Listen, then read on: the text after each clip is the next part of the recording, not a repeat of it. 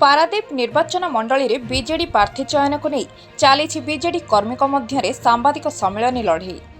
विधायक संबित राउतराय को बीजेडी पुनर्बार विधायक प्रार्थी करने को दावी करिछि युवा और छात्र बीजेडी। संबित राउतराय समर्थन में कुजंग ब्लॉक छात्र और युवा बीजेडी पक्षर सांबादिक सम्मेलन में संबित राउतराय को विधायक प्रार्थी करने दावी करिछंती।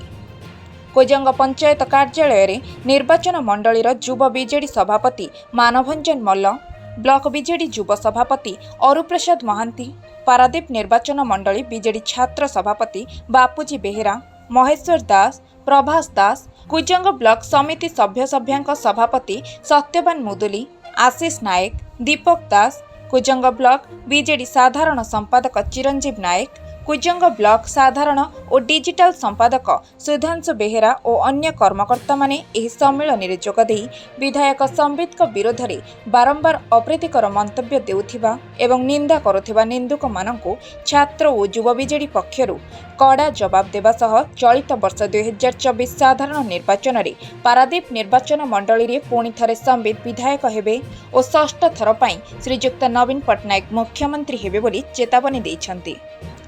मात्र बिजु जनता दल एक श्रृंखलित दल बेशृंखला करुथिबा किछि कथाकथित व्यक्तिंक विरोध में श्रृंखलागत कार्यानुष्ठान नेबा पई बिजु जनता दलर सभापति मान्यवर मुख्यमंत्री श्रीयुक्त नवीन पट्टनायक, 5T अध्यक्ष VK पांड्यान, सांगठनिक संपादक श्री प्रणव प्रकाश दास और पर्यवेक्षकों को छात्र और युवा बीजेडी पक्षर सांबादिक सम्मेलन में निवेदन करिछंती। पारादीप निर्वाचन मंडली बिजु युव जनता दल सभापति आज प्रेस मीट करार मुख्य कारण कौन रही? आज्ञा प्रेस मीट करार मुख्य कारण होछि किछि निंदुक बारंबार आम माननीय विधायक श्रीयुक्त संबित राउतराय विरुद्ध में अयोग्य विभिन्न भाव में उच्चारणा करुँचा विरुद्ध में आम आज सांबादिक सम्मेलन डाकिलु से जो भाव में विरोध करुँच बारंबार कहते अयोग्य अयोग्य योग्य किए सी तो कहूना क्या पर्यटन कहूना योग्य किए से पारादीप विधायक प्रार्थी हम तक ना कहूना कि गोटे कथा मुझे चाहे जी कि पारादीप निर्वाचन मंडली में गत पंचायत निर्वाचन में 22टी PS मेंबर 18टी सरपंच ता संगे 4टी कुजंग ब्लॉक जिला परिषद एवं पारादीप म्युनिसिपालिटी चेयरमैन एवं तीर्तोल ब्लॉक चेयरमैन जितेबाला करी सी अयोग्य निश्चित भाव में तेणु जो मैंने कहते आगे निज गोड़ को निजे देखूँ जे मो गोड़े के कादुओ ना कि तुम्हें जो विभिन्न पद पदवी तुम कौन कर गत पंचायत निर्वाचन में कुजंग कुजंग सरपंच जो आम बिजु जनता दल तरफ कैंडिडेट होते विरुद्ध भितर कम करुल आमर 1 नंबर जोन में जो कैंडिडेट होते जिला परिषद सभ्य जी कैंडिडेट होते जीति प्रमोद स्वाई विरुद्ध से जिला नेसी ग्राम किसी व्यक्ति जो मैंने आज कहते अयोग्य सी भी विरुद्ध में अंतर्घाती रोल कर कौन तुम भावुच कि माननीय मुख्यमंत्री जी अच्छा आमर 4.5 कोटी ओडियांकर माने हृस्पंदन एवं सी जहाँ निष्पत्ति ने बिजु जनता दल निष्पत्ति शेष निष्पत्ति से तुम कह तुम नड़िया पठेब आम भोट दबू तुम माननीय मुख्यमंत्री सहित चैलेंज करुच सांगठनिक संपादक सहित चैलेंज करुच आम 5T अध्यक्ष सहित चैलेंज करुच। बिजु जनता दल हूँ एक श्रृंखलित दल बा गोटे परिवार कहले चले कि ये जो मैंने सब विरोध कर कौन बिजु जनता दल लोक कि आपण मैंने देखुना जदि बिजु जनता दल लोक होता ताहले माननीय मुख्यमंत्री निर्देश को अपेक्षा न करी बारंबार उच्चारटना बारंबार शंखबम को दौड़ा ये कौन काम निश्चित भाव में किसी मंद उद्देश्य अच्छी एवं सी निश्चित भाव में आगामी इलेक्शन में अंतर्घाती रोल करपारती एप्रति दृष्टि देवाई आज आम बिजु युव जनता दल और छात्र जनता दल को अनुरोध करुचु जे कि माननीय मुख्यमंत्री श्रीयुक्त नवीन पट्टनायक महोदय और माननीय 5T अध्यक्ष श्रीयुक्त VK पांड्यान सर और आमर प्रिय आमर युव मानस प्रतीक श्रीयुक्त प्रणव प्रकाश दास जे कि सांगठनिक संपादक एप्रति दृष्टि दिंतु एवं दृढ़ कार्यानुष्ठान विरुद्ध कौन कर जो मैंने निंदा कर जो निंदुक मैंने एथरे किसी अन्य दलर भी कर्मी मैंने देखुना किसी दिन आम अन्य दलर लोक मान धरी बुलिले ଆପଣଙ୍କର କିଛି ସରପଞ୍ଚ ଯିଏକି ବିଜେପିରୁ କଂଗ୍ରେସରୁ ଜିତିଥିଲେ ସେ ବିଜେପିରେ ଜଏନ୍ କରିଥିଲେ ତାଙ୍କୁ ଧରି ବୁଲିଲେ, ଯିଏକି ଆଉ କିଛି ମାନେ ନିଜସ୍ୱ ଭାବରେ ଯିଏ କଂଗ୍ରେସରୁ କିଛି ଜିତିଥିଲେ ସେମାନେ ଆସିଲେ। ତେଣୁ ଏହିଭଳି ଭାବରେ କିଛି ବ୍ୟକ୍ତିଙ୍କୁ ଧରି ଏବଂ ଯେଉଁମାନେ ଗତ ପାରିଷଦ ଯିଏ ଥିଲେ ଆମର ପୂର୍ବତନ ପାରିଷଦ ଯେଉଁଭଳି ଭାବରେ ବ୍ୟବହାର କରୁଛନ୍ତି, କହୁଛନ୍ତି 300 କିଲୋମିଟର ମୁଁ ତାଙ୍କ ପାଇଁ ଚାଲିଛି, ଯିଏ 300 କିଲୋମିଟର ଚାଲିଥିବ ସେ ଆଜି ଏଭଳିଆ କଥା କହିବନି। ତେଣୁ ନିଜ ଗୋଡ଼କୁ ବଦଳିଲ ତ ନିଜ ଗୋଡ଼କୁ ନିଜେ ଦେଖ। ତେଣୁ ପ୍ରଥମ ଜିନିଷ ପାରାଦୀପ ବିଜୁ ଜନତା ଦଳ ଏକ ଶୃଙ୍ଖଳିତ ଦଳ ଏବଂ ଯାହା ଘଟଣା ଘଟିଛି ଯଦି ତୁମେ ପ୍ରକୃତରେ ବିଜୁ ଜନତା ଦଳର ସଦସ୍ୟ ଥିବ ତାହେଲେ ସମସ୍ତେ ବସି ଆଲୋଚନା କରି ତାର ସମାଧାନ ବାହାର କରନ୍ତୁ। ଅଯଥାରେ ଆପଣ ଆମକୁ କାଦୁଅ ଛିଟା ମାରନ୍ତୁନି କି ଆମେ ଆପଣଙ୍କୁ ନ ମାନୁ।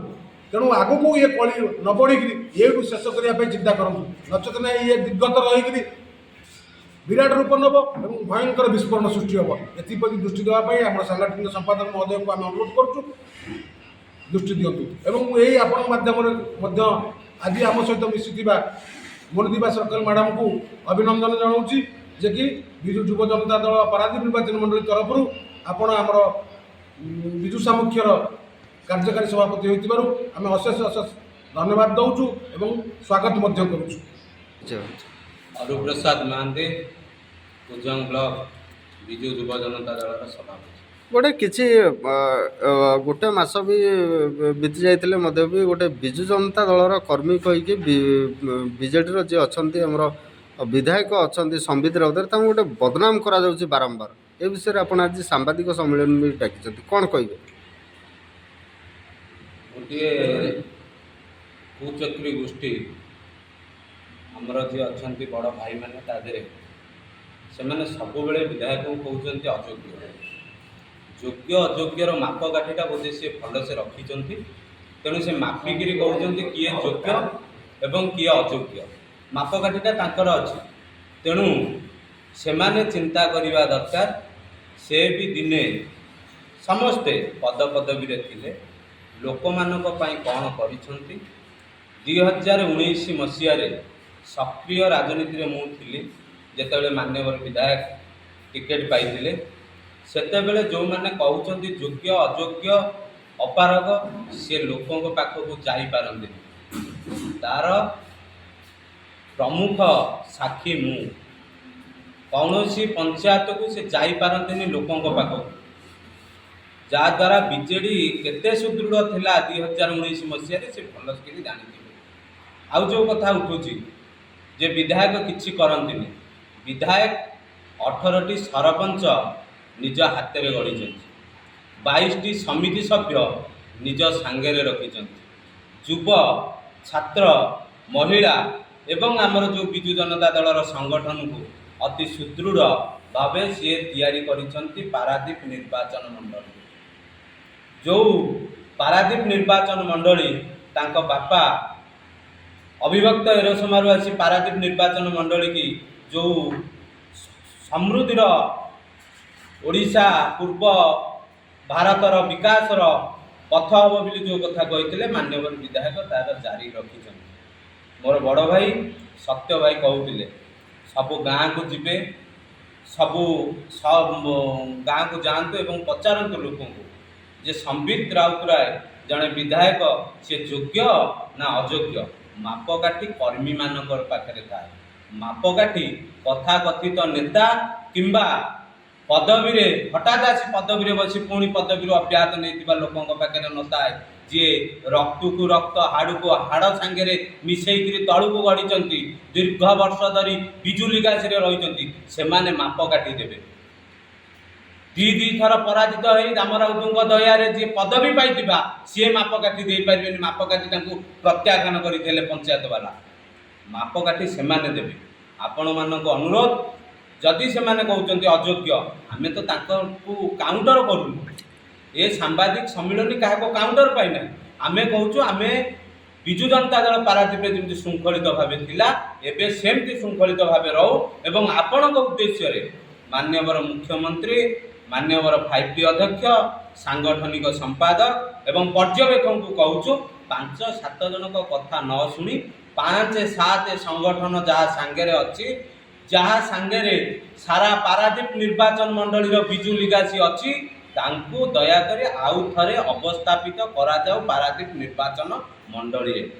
ଦାମ ରାଉତଙ୍କର ସେ ଆଜି ସ୍ୱର୍ଗବାସୀ ହେଇଛନ୍ତି। ଦାମ ରାଉତଙ୍କ ପରିବାରରୁ ଜଣକୁ ଯଦି ରାଜନୀତିରେ ଅଣାଯାଏ ଏବଂ ରାଜନୀତିରେ ପାରାଦୀପ ନିର୍ବାଚନ ମଣ୍ଡଳୀରେ ଯାଏ, ସ୍ୱର୍ଗୀୟ ଆତ୍ମାଙ୍କ ପାଇଁ ସବୁଠୁ ଶ୍ରଦ୍ଧାଞ୍ଜଳି ହେବ। ବିଜୁ ଲିଗାସି ଯେ ଶେଷ ପର୍ଯ୍ୟନ୍ତ କହୁଛନ୍ତି ବିଜୁ ପଟ୍ଟନାୟକ ମୋର ଆଦର୍ଶ, ବିଜୁ ପଟ୍ଟନାୟକଙ୍କ ନୀତି ମୋ ନୀତି, ବିଜୁ ପଟ୍ଟନାୟକଙ୍କ ସାଙ୍ଗରେ ମୁଁ ରହିଛି। ସେଇ ବିଜୁ ପଟ୍ଟନାୟକଙ୍କ ନାଁରେ ଯେଉଁ ଦଳ ଗଢ଼ା ହେଇଛି, ସେ ଦଳ ଶ୍ରେଷ୍ଠ ଶ୍ରଦ୍ଧାଞ୍ଜଳି ଦେବ, ଫଟୋରେ ନୁହଁ, ଶ୍ରେଷ୍ଠ ଶ୍ରଦ୍ଧାଞ୍ଜଳି ଦେବ, ଲୋକଙ୍କରେ ନୁହଁ, ଶ୍ରେଷ୍ଠ ଶ୍ରଦ୍ଧାଞ୍ଜଳି ଦେବ ତାଙ୍କ ପରିବାରର ଜଣେ ପ୍ରତିନିଧି ଯଦି ପାରାଦୀପ ନିର୍ବାଚନ ମଣ୍ଡଳୀରେ କରିବେ, ତାହେଲେ ସେ ସ୍ୱର୍ଗୀୟ ଆତ୍ମା ଶାନ୍ତି ପାଇବେ। ବାରମ୍ବାର ଆଉ ଗୋଟେ ପ୍ରଶ୍ନ ବିଷୟ କରିଥାଏ।